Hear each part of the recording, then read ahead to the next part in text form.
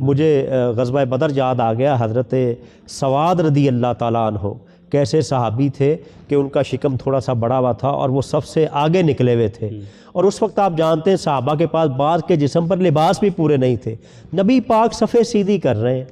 اور چھڑی آپ کے ہاتھ میں تھی، آپ نے حضرت سواد کے شکم پر لگائی اور فرمایا استو یا سواد، اے سواد صف کو سیدھا کرو۔ تو نبی پاک کے وہ دیکھیے دیوانے صحابی کہنے لگے یا رسول اللہ آپ کو اللہ نے دنیا میں عدل کرنے کے لیے بھیجا ہے، آپ نے چھڑی جو لگائی ہے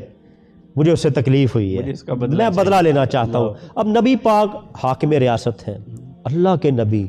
امام الانبیاء، اس وقت سپہ سالار ہے، یہ نہیں فرمایا سواد کیا کہہ رہے ہو، چھڑی سواد کے ہاتھ میں نہیں، فرمایا لو سواد بدلہ لے لو۔ اب حضرت سواد بڑے ذہین صحابی تھے،